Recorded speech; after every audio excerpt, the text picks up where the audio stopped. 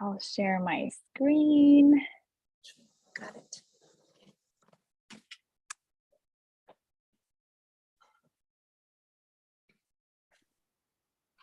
Okay, here we go.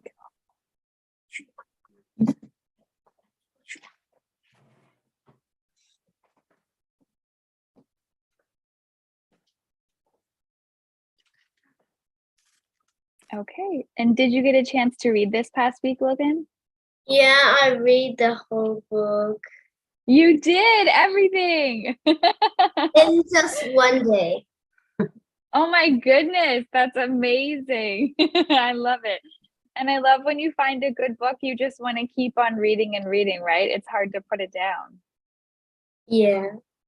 That's amazing, especially for these books too. Since they're not too long, it's just easy to just go straight through all of them. Oh, that's amazing. Okay, great. Then we'll have a lot to discuss today as we go through our presentation, okay? And then we're also going to go through and talk a little bit about the writing process today too. So I'm going to do a quick review of this semester of what we have coming up. And then I'll share with you the Google Classroom link if you want to join the Google Classroom. That's a way for us. I joined it. Oh, perfect. Okay, then we're all set. We're good to go. And then we'll talk a little bit about the writing process. Yes. And we'll have a quick brain and body break. We'll do some reading together. And then I'll go over your homework for next time, okay? Okay. All right, that's the plan for tonight. Okay, so you already have this first book. So we'll read 4 books throughout the course of this semester. So we'll have a couple of sessions for each book. And I also have this list posted on our Google Classroom page too, okay? So we have Maya Angelou, and then we'll only be using this book for one more session, and then we're going to jump into Because of Winn-Dixie. So if you want to start going to the library or at your school or at your local public library, these are the books that we'll be doing after Maya Angelou. So we had last session with that book, we'll have this session with that book, we'll have one more session with that book, and then we're switching. Typically, we'll do about 3 sessions for each of the books. Okay. Okay. And then after Because of Winn-Dixie, we'll have Magic Finger. And then we'll have The One and Only Ivan. And I have this list posted too. Let me go into the Google Classroom page right here. I have that list posted right in here as well so that you can refer back to it. It's on the main Google Classroom page.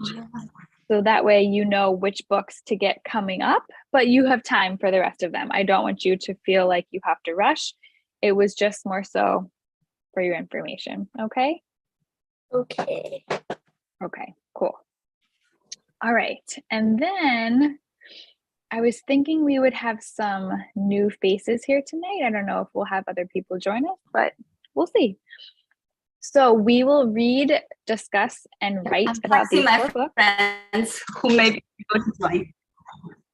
What's that? You cut off for a second. Yeah, I was texting my friends. Hopefully they can join. Oh, okay, great. That sounds good. Okay. And so we'll be talking a little bit more about vocabulary today. We'll also talk a lot about writing today. So we'll talk about writing short responses. We'll talk about writing paragraphs and some different strategies of how to do that. And then next class, we'll also talk about an end of book project. At the end of each of these 4 books, we'll have a little project where you get to choose what you do to show some of your skills that you've learned throughout reading these books, okay? And then, like I said last time too, everything will be posted on Google Classroom. So since you read this entire book in a day, which is amazing, I'm sure your reading log has quite a large number of minutes. 1 hour. Was it really? Oh my goodness, that's amazing. I love that. I love hearing that. And then do you have any other books that are assigned for school right now too? Or like, have you visited your school library yet since you started school? School? we have the school library. Did your class visit yet and check out any books or not yet? Mm,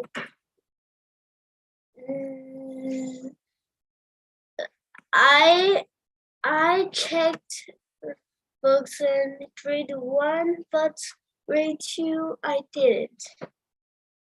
Oh, okay, great. Yeah. So if you have any other books that you're reading, then you can also write those books down on the reading log as well. So anything that you read throughout the course of the week, that can all go on the reading log. Hi, Nicole. How are you? Hi. I'm Miss Bamford. It's nice to meet you. Welcome to our class. Nice to meet you too. We were just going over what some of the homework expectations are, so you joined us at a good time. So I was just saying that we will have homework that's all posted on Google Classroom. And I was just talking with Logan about the reading log. And so you'll have a reading log every single week. And my goal is for you to read at least 20 to 30 minutes per session for about 4 to 5 days through the week.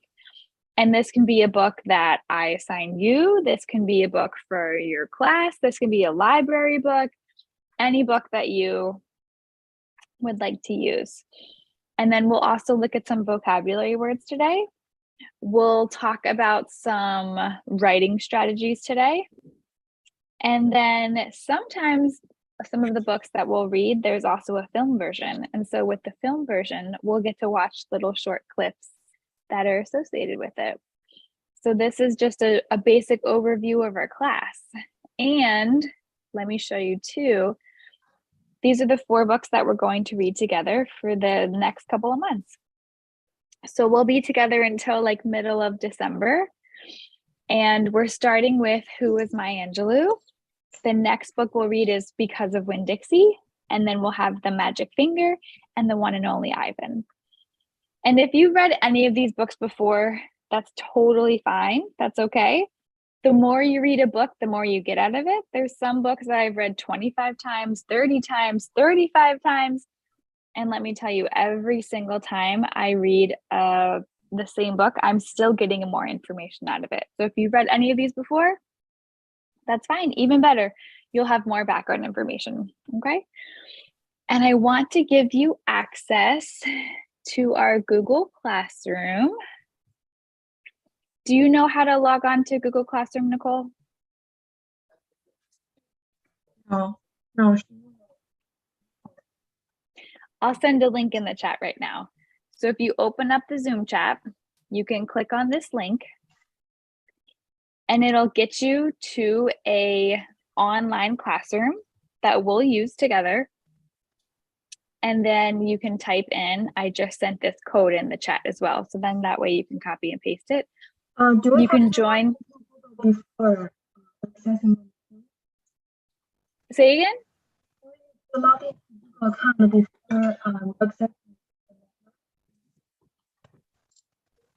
The audio is cutting out. I can't quite hear you. So do it Google in order to see your materials? It doesn't have a I'm only getting like 1 or 2 words. Could you type it into the chat? I think there's something or it might be my headphones too. Hang on, let me see. I couldn't hear either. Oh, okay. Let's I'm sorry. But this is also what it looks like. And if you want, I can always stay after with you and I can give you an overview of Google Classroom and how to join it and what to do with it and everything like that. How about now? You just let me know. How about now? Better. Is the audio Much becoming better. Yes. Okay, Yes. okay. Yeah, I was asking that, do we have to log into Google account in order to access your materials? She doesn't have a Google account yet. It can be your Google account. It could be any email address. So parents can join this, students can join this. It's completely up to you. It can send email notifications to you, but she can also have access to this. I can always just like email you the links. I can show them on our screen when we do our screen share. Completely fine.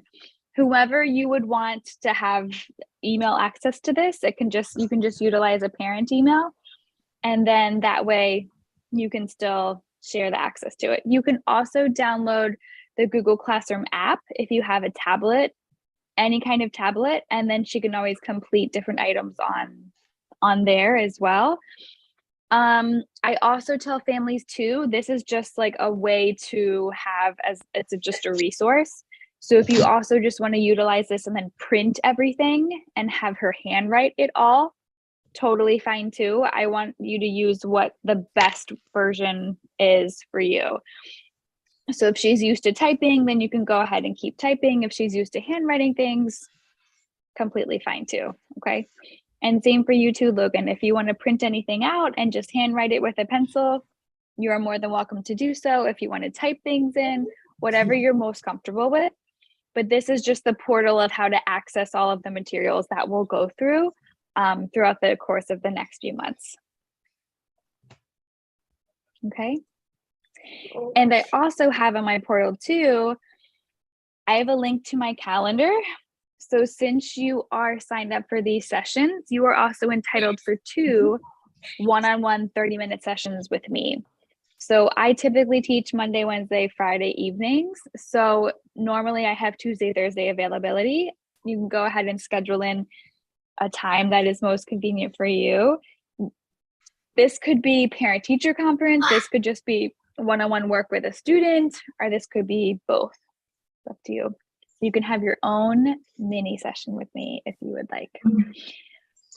Okay, so let me talk a little bit more about the book that we're reading. So Nicole, this is new for you. Logan is an expert now because Logan knows this book. But last week, we started talking about this first book. So this will be the first one that we'll focus on together. And I'll do a little bit of reading at the end of class today. And I have a digital version so that, Nicole, you can still see it. If you want the paper copy, you can go to your library. You can buy it on Amazon. You can go to school library, local library, whatever is easier for you. Okay, but you'll have to read some of this book for your homework. And I'll describe what this story is about. It is a biography. So that is about someone's life. So born in Missouri in 1928, Maya Angelou had a difficult childhood. Jim Crow laws segregated Blacks and whites in the South. Her family life was unstable at times, but much like her poem, Still I Rise, Angelou was able to lift herself up out of the situations and flourish. She moved to California and became the first Black and first female streetcar operator before following her interest in dance. She also became a professional performer in her 20s and toured the US and Europe as an opera star and calypso dancer. But Angelou's writing became her defiant talent. Her poems and books include I Know Why the Caged Bird Sings, and it brought her international acclaim. So this was a woman that was born well before all of us, and she has since passed away. But she did amazing things with her life, a singer, a dancer, a poet. And so she's the first person that we're going to study.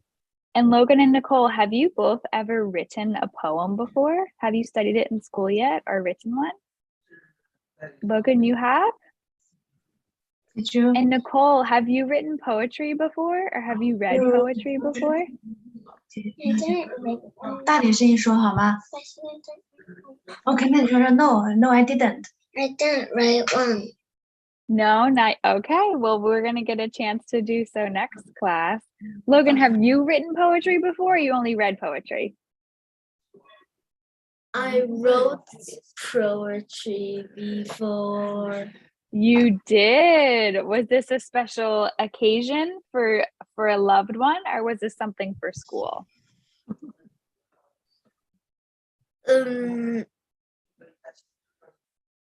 Sometimes it's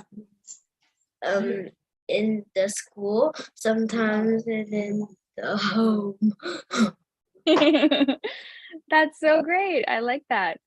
There's so many great poets out there, and you both will get to practice a little bit of poetry next class. But this class, we're going to talk a little bit more about writing and how to write different things and what to write. So then that way we're prepared for next class when we have something else to write. Okay. So I want you to put on your thinking caps and I want you to imagine something, okay? So pretend you are 4 years old. This is how old Maya was, our main character. You're 4 years old. You travel by yourself with your sibling to your grandmother's house. Could you imagine doing that? Getting on a bus by yourself.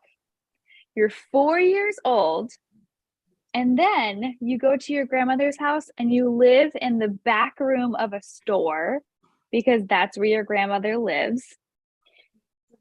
And because of the color of your skin, you can't go certain places because you're not allowed to. This was real life for Maya. Because she was African American, she had dark skin. She was not able to go to certain places in Arkansas. That's a state that she used to live in. Or if she was allowed to go to certain places, she was only allowed in certain sections, or she could only go in certain doors, or she could only sit in certain places. So just take a think on that for a moment, okay? So think you're 4 years old and you get on a bus by yourself. Have you ever been on a bus by yourself before without a parent or a grandma or a grandpa or a bus driver or a teacher? No. Oh my goodness. That's young to be traveling by yourself. 4 years old. Oh my goodness. And she's traveled multiple states. And then she gets to live in this teeny tiny room. And in this teeny tiny room, she sleeps, she eats, she's with her brother, and she's with her grandmother. So imagine it's probably like the size of one of your closets. So think about one of your closets, and you sleep and you eat in one of your closets with your brother and your grandmother. How would you feel? Logan, I'll ask you first. How would you feel if you had to share a closet with 2 other people and live there? No. Would you be comfortable? No. No. What would be uncomfortable about it, you think? I think why it's one closet. Mm-hmm. I'm thinking, how would I even sleep? How could I stretch out? Yeah. How could I stretch my legs out with other people there? Be like this. You're all curled up, right? Yeah. But then not only is that your bedroom, it's also your kitchen, it's also your dining room, it's the everything room because it's just one tiny room. No. Mm-hmm. I don't think it is comfortable. That would be so uncomfortable, right? And Nicole, how would you feel if you were sharing a closet with 2 other people? Squished. Squished? That's a good word for it. Yes. I think squished would be a very good word for it. So this is exactly how Maya lived. This was her real life. So imagine doing this every single day. And that's where you would come home to. And then if you went out to the store, to the grocery store, to a restaurant or anything like that, there were so many people there telling you where to go and what to do and where to sit and where you could stand because of the color of your skin. Could you imagine someone doing that to you? Or maybe they'd say, Logan, you wear glasses, so you have to go in the back door of the restaurant. Or Miss Bamford, you don't have glasses on, so you can go in the front door of the restaurant. How would that make you feel, Logan? That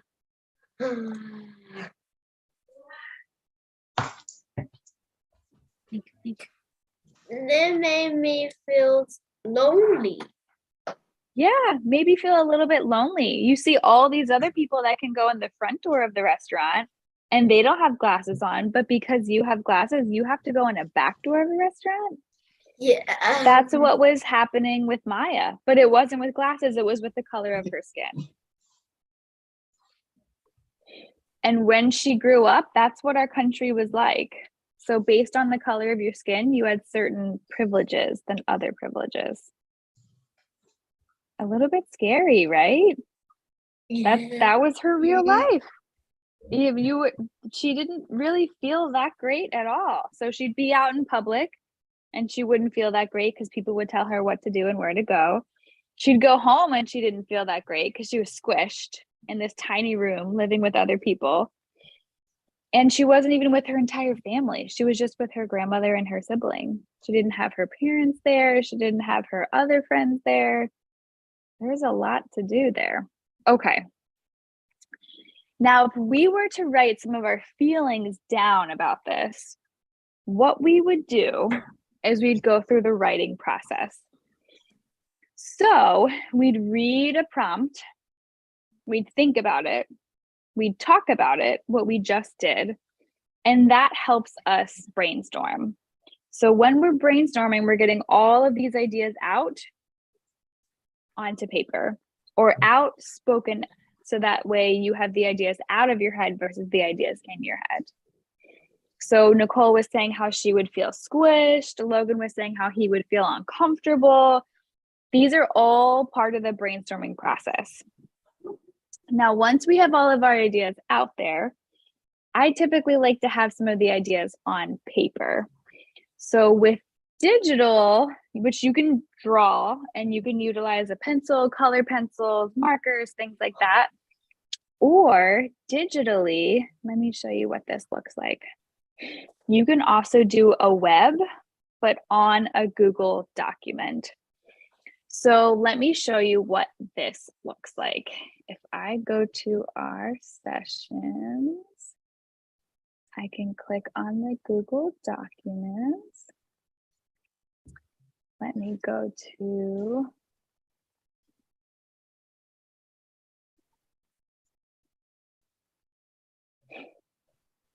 okay. So let's say I wanted to complete my brainstorm and I can actually do a digital brainstorm on this Google document. Let me show you what this looks like, but you can do this with paper and pencil if you would like to as well, okay? If I go to drawing, I can actually do a digital web. I can add some shapes. And then I can add some text. And then we can write down some of our ideas together to have it on paper. How would I feel if, and then we were just talking about, shared a room with 3 people. We'll start with that one. And then I can have little branches, just like you would draw a web on paper. And then I can add my text boxes. But this is how I do it on Zoom to make it a little bit easier. So Logan said he would feel uncomfortable. And Nicole said she would feel squished. Good thoughts. Okay. Now, the next question was, how would you feel if you had to get on a bus by yourself at 4 years old? I'll ask you first, Logan. How would you feel if you had to do that? And then Nicole, I'll ask you. I will feel too scared. I can give you an example too. So if I was 4 years old and I had to get on a bus all by myself, I would feel a little scared, a little nervous, and I would probably be feeling pretty shy too. Because it's a new day. And like very lonely. Hey, Miss Julie, we cannot hear you.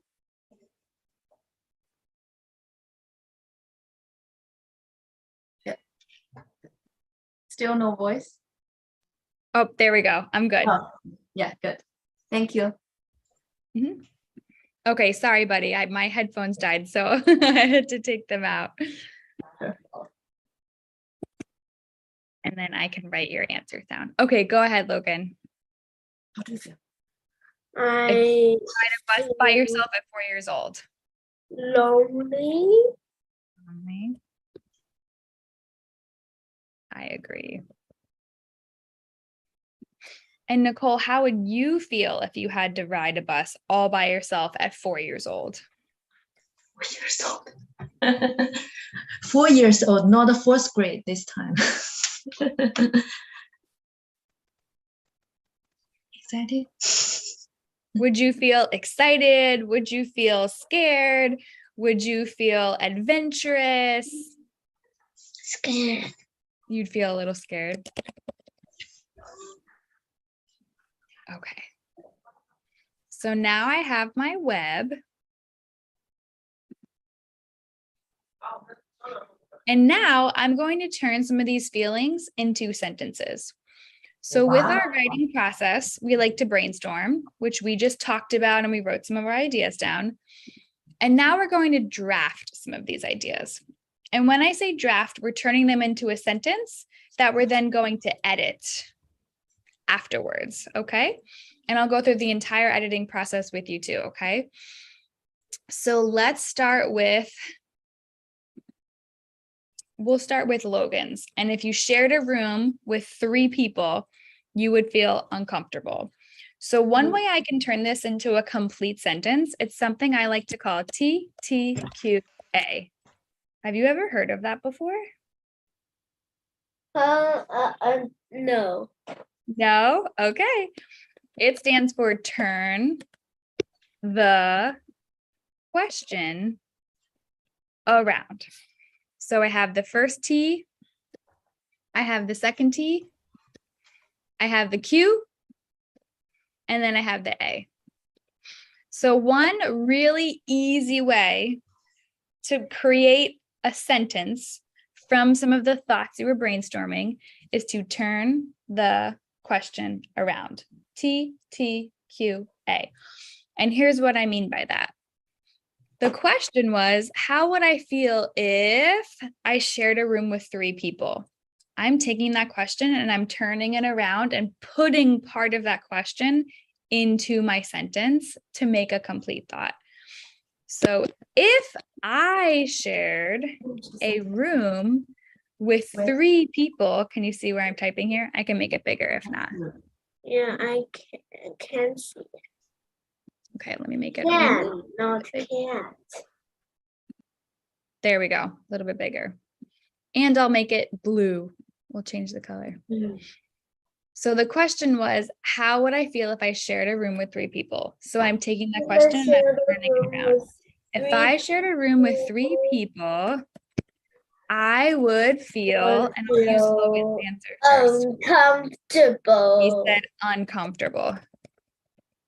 Now you have a draft of your sentence. So we had this idea that we were discussing, and then we put this idea on paper, which in this case, it's a digital piece of paper. And then we use TTQA to turn the question around. And now we have a full, complete thought. I'm going to do the exact same thing with Nicole's idea, okay? So I take that question, how would I feel if I shared a room with 3 people? And I'll turn that question around too. So essentially I would get rid of the question words, how would, and then I would continue on with it. So here's Nicole's version. If I shared a room with 3 people, I would feel, and Nicole said, squished. So now we have both ideas and we have a draft of this sentence. So if I'm looking at this step-by-step checklist here, we looked at the questions at the writing prompt. Then we did our brainstorm together. We have our ideas and put them on a web. Then we just drafted a quick sentence. Amazing. Then the next step would just be to revise and edit anything in that sentence. Do I need to switch anything? Do I have any spelling errors? And then we have our final version of it. Let's do this again with how you would feel if you got on a bus by yourself, but I want to see if you can turn the question around for if you got on a bus by yourself, okay? So Logan, I'll start with you. Let me change my color. We'll If do, I got on a bus by myself, I would feel lonely. yep, you said lonely. Excellent. Okay, Nicole, are you ready to do the same thing? You would have this same first beginning piece. Can you say this part for me, please? If I got on the bus by myself, I would feel scared. Mm-hmm. You said scared for your brainstorm. So then we would put it down here. I would feel scared, period. Look at that. So here, I'll make my brainstorm a little bit smaller so we can fit everything. We have a brainstorm. We have drafts of sentences. So one amazing way to start any kind of answering any kind of writing questions, to start a writing prompt, to do a paragraph, it's called TTQA. Can you say that with me? Ready? TTQA. Yes. And it stands for turn the question around. It helps you create nice, complete, long sentences versus if I said, hey, Logan, uncomfortable. Do you know what question I'm answering? Or if I said, Nicole, scared. Do you know what question I'm answering? If I just tell you one word? No. No. How would we know if I just told you one word? But if I said to you, Logan, if I shared a room with 3 people, I would feel uncomfortable. Do you know what question I'm answering now? Yeah. Yes. And Nicole, if I said, if I got on a bus by myself, I would feel scared. Do you know what question I'm answering? Yes. Yes, exactly. So this is one amazing strategy that I teach all of my students.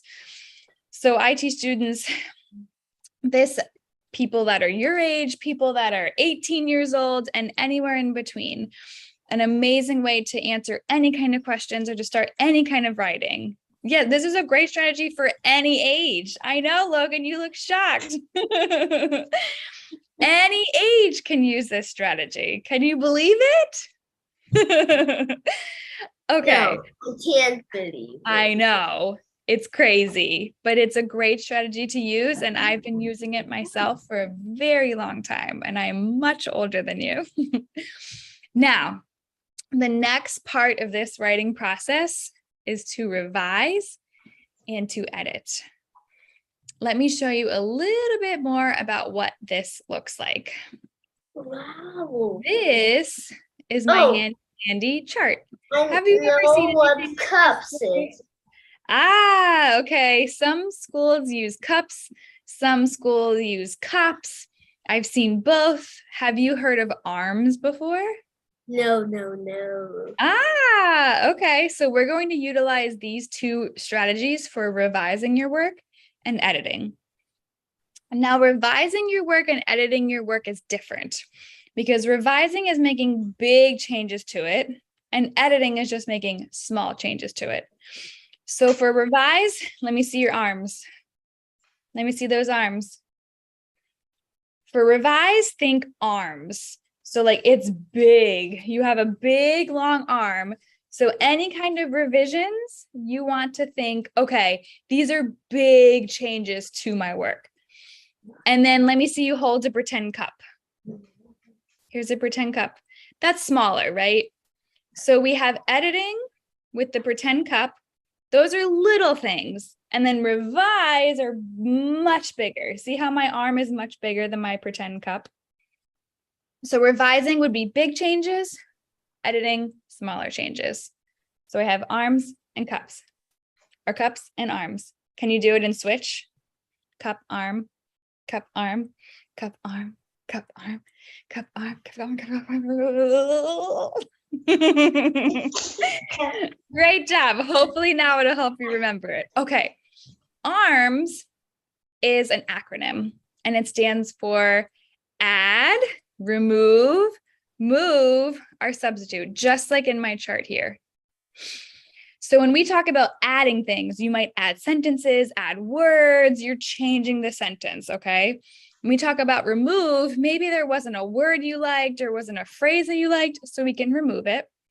For M, it's move. So maybe you move things around in the sentence. And then for S, you might want to substitute something. Like maybe you thought of a juicier word or a better word for something. One amazing tool I use for substituting words. Let's see if you've ever heard of this before. Have either of you ever heard of thesaurus? Have you heard of this before? No. Thesaurus. Oh, well, when I was your age, we used the book, but now there's an amazing website. I'm typing it into the chat. Puzzle book. It gives you substitute words for any word you could possibly think of. So Let's the say I link. go back into my Go to sentences this link. and I see the word uncomfortable. And you're like, I don't want to use that word uncomfortable. I want to use a different word. Let me see if I can substitute it. So going back to my S down here. So let me go to thesaurus. If I type in uncomfortable, it will give me a bunch of other words that is the exact same meaning as uncomfortable. It's called a synonym. Synonyms are the same. So let's see what other words they have for uncomfortable. Awkward, difficult, troublesome. And you might go through this list and you're like, I don't know what that word means. I don't know what that word means. I don't know what that word means. That's okay. You can actually click on it and then it'll bring you to this word and it'll also bring you to a definition too. And you're like, oh, that's what that means. And even for me, some of the words I'm like, I don't like that one, or I don't really like that one. You have to look at some of the words and think, what's the best match? So maybe Logan thinks, you know what? I liked the word uncomfortable. I liked that in my sentence, so I'll keep it. I won't substitute it. But maybe he's like, Annoying. annoying. We could also use that exact same, we could say uncomfortable. We could also say annoying. Imagine how annoying it would be if you couldn't stretch your legs out to go to sleep every single night. Not only is that uncomfortable, it would also be annoying, right? So there's the synonym right there. Or let's use Nicole's example. Let's see if we can find another word for squished. Let's see what they comes up with. Ooh, scrunched or squeezed or jammed in or pressed together, right? We could have any of these words too. They're all Scrunch. Apple sit on scrunch. I like some of these. Nicole, do you want to pick a synonym that you could also use instead of squished? Mashed. Mashed. That makes me think of mashed potatoes. Have you ever mashed your own potatoes? Mashed potatoes. Right? And you have like the different tools and you're mashing it and you're mashing it and you're mashing it. And then they're just like what was once an entire potato is now it's mashed. Okay. So I'll put that in parentheses next here too. So if I shared a room with 3 people, I would feel mashed together. Yeah, I could definitely see that as a synonym for sure. So I'll write that in here. And have you both heard the term synonym before? What? Spice. Synonym. Oh, not cinnamon. I do like that spice though. I'll type it into the chat too. It's called synonym. I'll write it up here. Synonym. They are words that mean the same. So in this case, uncomfortable and annoying, or in Nicole's case, squished and smashed, they mean the same thing. They're just different words. And we can find synonyms from thesaurus. It kind of makes me think of a dinosaur because it ends in saurus. And it makes me think of like Tyrannosaurus, right? Like different dinosaurs like that. T-Rex. A T-Rex, exactly. That's what it makes me think of whenever I type in thesaurus. So you might have book copies of this thesaurus in your own classroom. And it's also a website and an app. So many opportunities to utilize thesaurus. Okay, let's continue back with, so that was our arms, our revising process, right? Revisions are much longer than editing. So we had our add, we can add words, we can remove words, we can move things around, we can substitute words. When we're revising something, we're doing major changes to it.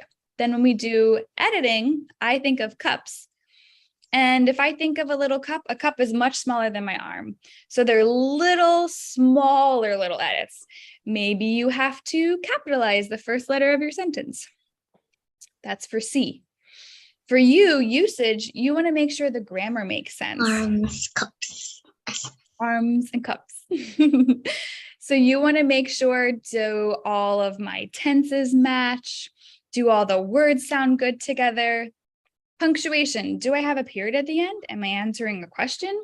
And then spelling, did I spell all of my words correctly?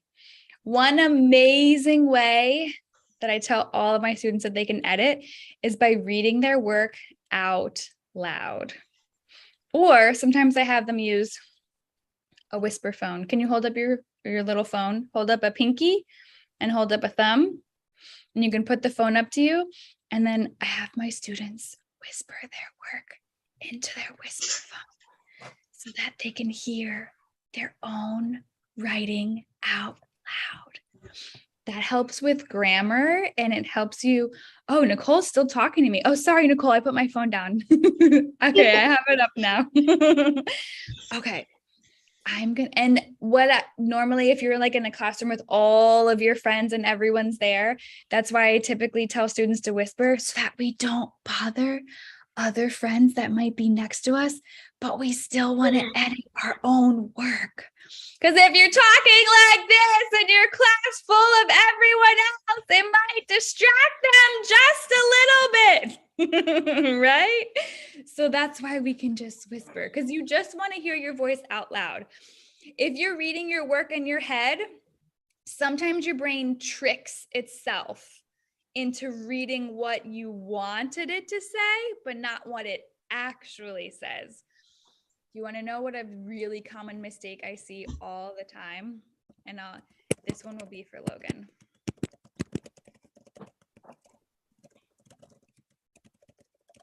Room. What is room? Exactly. So sometimes when you're writing, your brain's thinking at the same exact time that you're writing with your pencil or you're typing. And sometimes maybe you'll pause and you're like, oh, what's going on over there? Or what's happening here? And then you write the same word 2 times.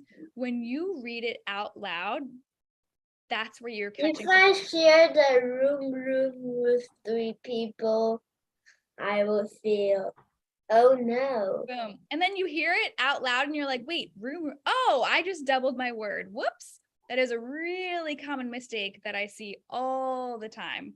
And when we read our work out loud, it really helps find those little teeny mistakes here or there. Or another really common mistake that I see, this one will be for Nicole.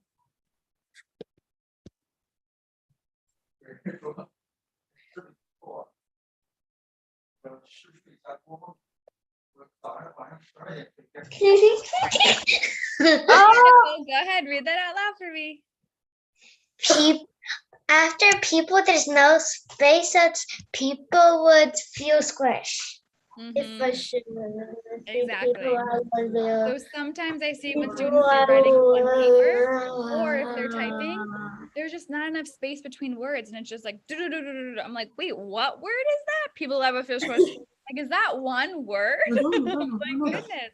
No meat. So that's another common mistake I see. And then let's see if Nicole can find my other mistake. Do you see another mistake in that sentence? Oh no. Yes. Oh no. Okay, do you Feels see it? It's something with cups. good. Hey, where's the eye? It is the Ah, you found it. Exactly. Another really common mistake I see is that students won't capitalize I. I is always capital when it's by itself. But if you're writing other words that have I in it, like ice cream, you don't have to capitalize that because it's not by itself. It's part of another word. But when I is by itself, that's when we it capitalize it. needs to be And we also capital. capitalize any word that is the name of something.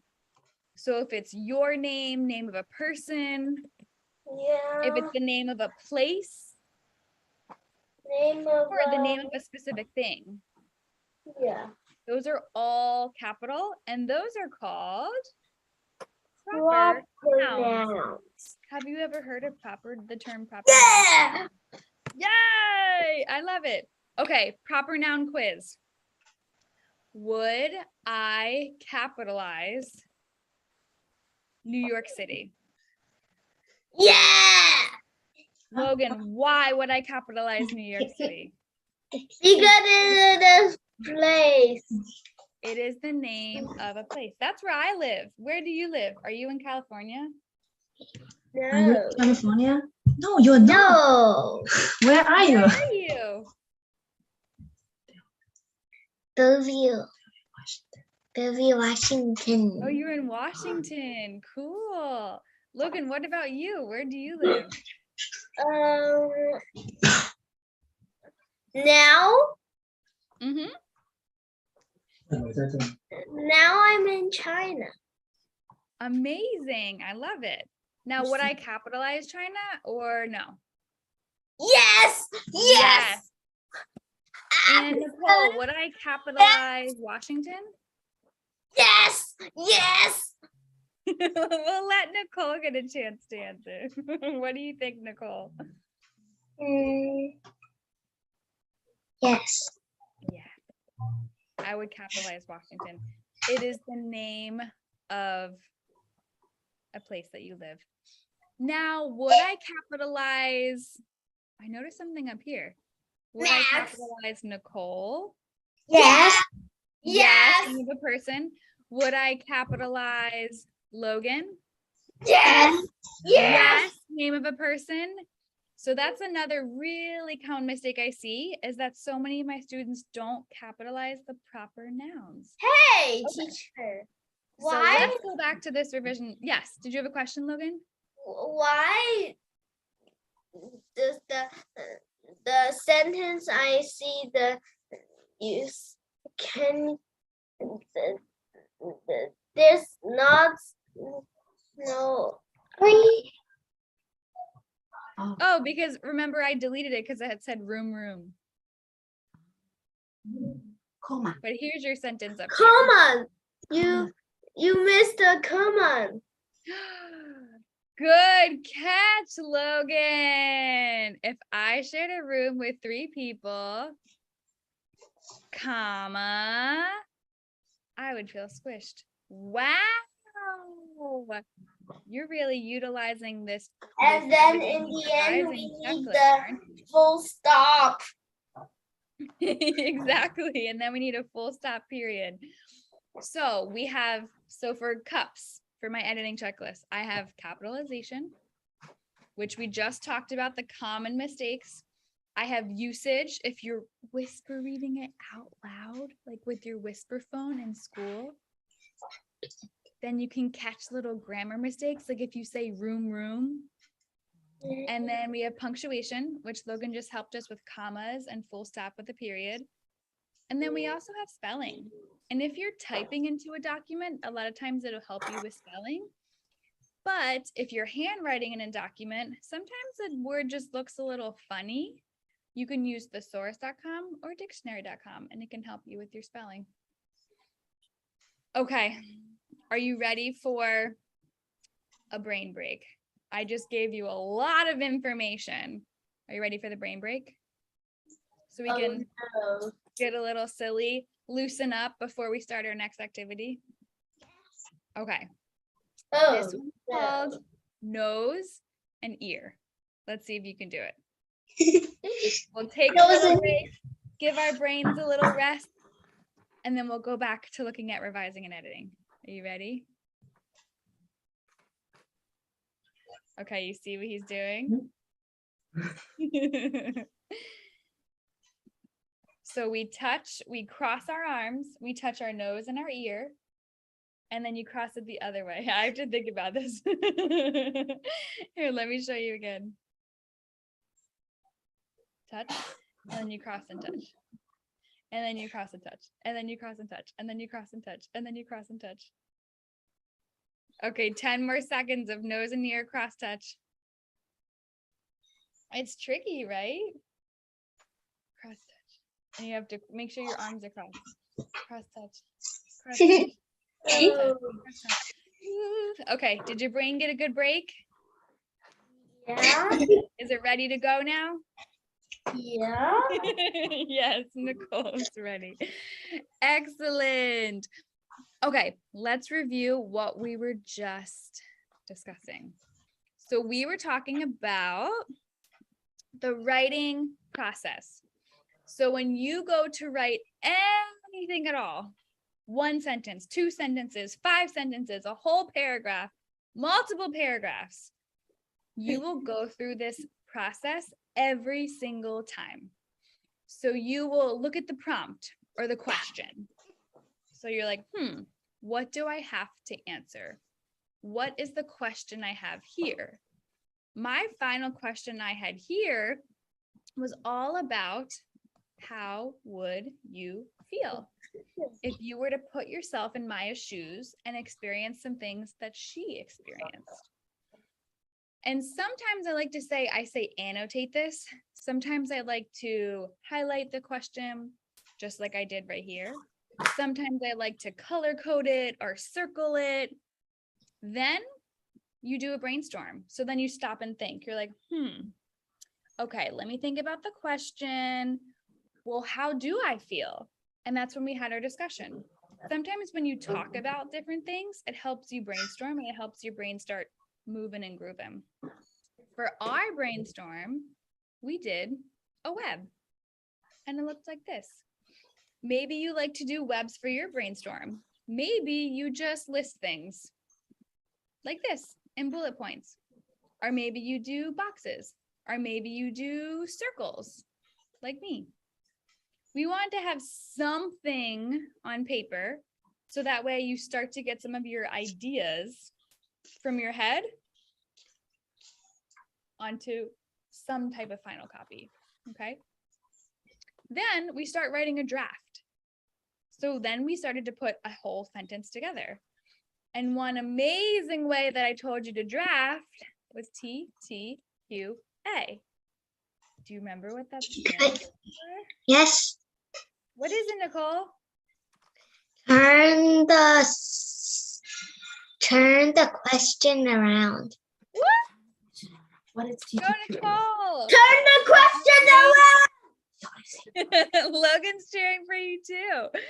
One amazing way to have a draft of your sentences is to take that question, whoop, turn it right around and put it into part of your answer. It helps you have nice, complete, full sentences, just like these. So we had here, if I shared a room with 3 people, I would feel uncomfortable or annoying. If I shared a room with 3 people, I would feel squished or smashed. We also have If I got on a bus by myself, I would feel lonely. Or if I got on a bus by myself, I would feel scared.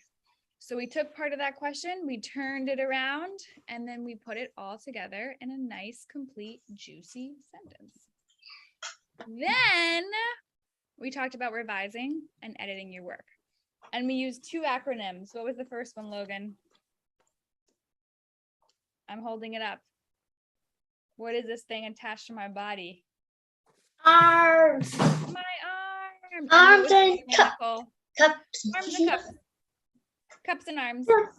Arms and cups. Cups and arms. Arms and cups. Cups and arms. Arms and cups. Cups and arms. Awesome. So we have revising and editing. We talked about adding words. We talked about removing words. Maybe you want to substitute words with this amazing tool called the thesaurus. We'll be utilizing this more often too. And then we talked about cups, which are a little bit smaller than an arm. So there's smaller edits. And this might be with capital letters. This might be with usage, which is like grammar. And you might catch different grammar mistakes when you read work out loud.